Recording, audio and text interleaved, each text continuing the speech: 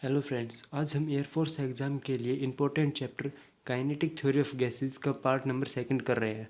Part first आप description में जाके देख सकते हैं, और यदि आप चैनल पे पहली बार हैं तो प्लीज़ इस चैनल को सब्सक्राइब कर लीजिए। तो स्टार्ट करते हैं हम आगे का।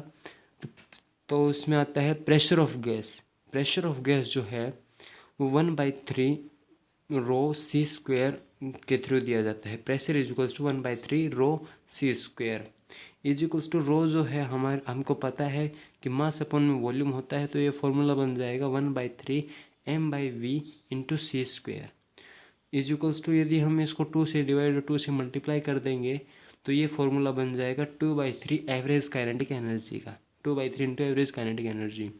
तो यहाँ से हमें निकल के आ जाएगा जो प्रेशर है वो डायरेक्टली प्रोपोर्शनल है average kinetic energy of all molecules. Pressure जो है डायरेक्टली प्रोपोर्शनल है काइनेटिक एनर्जी के।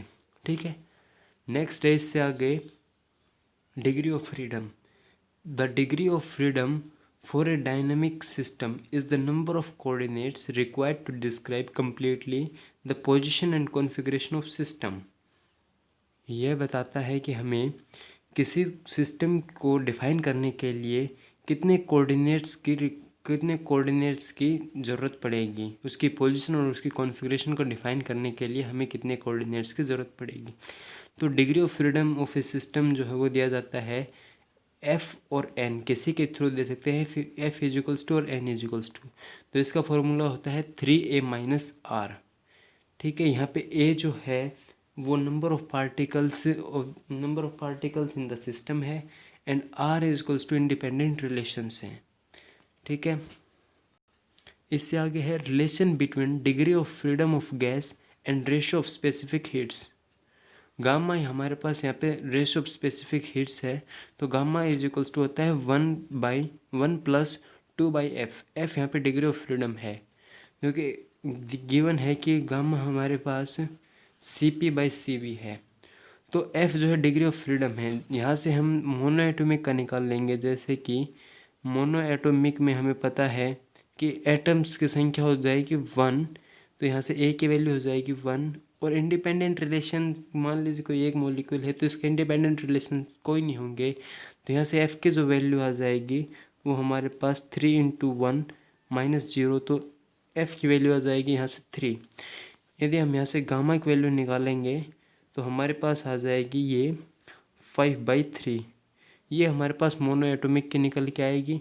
इसी तरह डाई एटॉमिक में एटम्स की जो संख्या हो जाएगी वो 2 हो जाएगी। तो यदि हम यहाँ पे 2 रख देंगे और 2 पार्टिकल से मान लीजिए कोई, तो उनके बीच इंडिपेंडेंट रिलेशंस एक होगा, या तो इसके द्वारा इस पे या फिर इसके द्वारा इस पे, तो इनके बीच एक इंडिपेंडेंट रिलेशन होगा।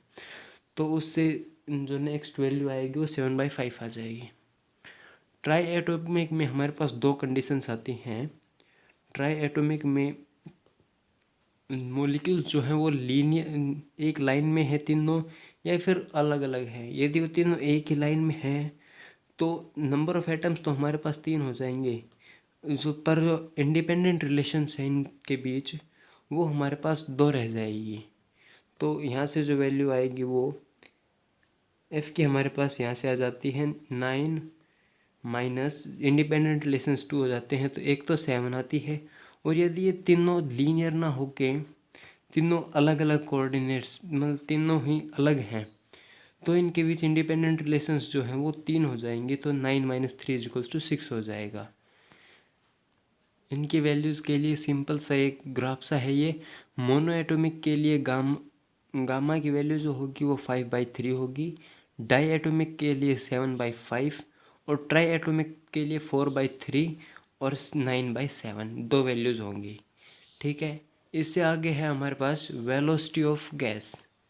वेलोसिटी ऑफ गैस 3 प्रकार की होती हैं, RMS value, root mean square value, average और मोस्ट प्रोबेबल। तो एग्ज़ाम के लिए तो हमारे लिए बस इसका फॉर्मूलाज इंपॉर्टेंट हैं।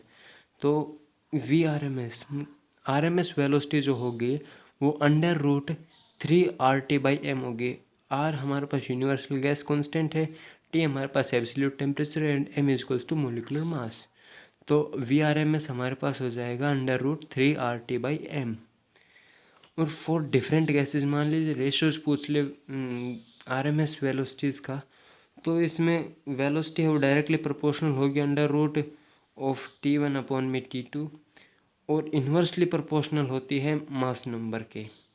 तो देख लीजिए यहाँ से ये रेशोज निकालने के लिए ये फॉर्मूला हो जाएगा हमारे पास।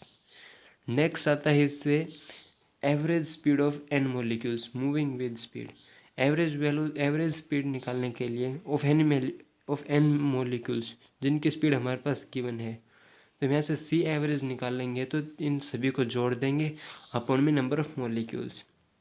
तो हमारे पास वैल्यू आएगी वो होगी 8/पाई इंटू RT/m। ठीक है, 8RT/m ये हो जाएगी एवरेज स्पीड के लिए फॉर्मूला। ठीक है, इससे आगे है most probable speed. Most probable speed की वेलोसिटी जो गिवन होती है वो अंडर रूट 2RT/m होती है।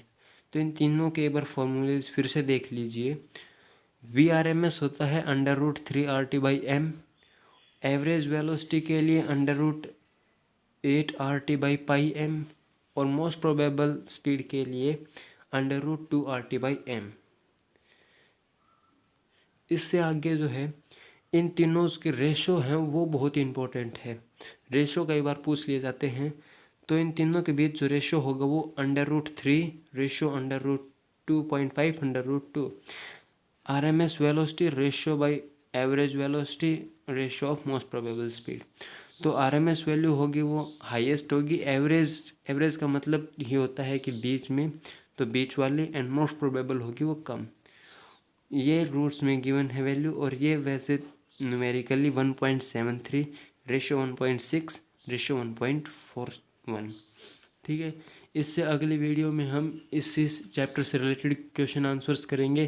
तो प्लीज़ नेक्स्ट वीडियो को ज़रूर देखिए, और please like and share this video, and don't forget to subscribe this channel. Thank you.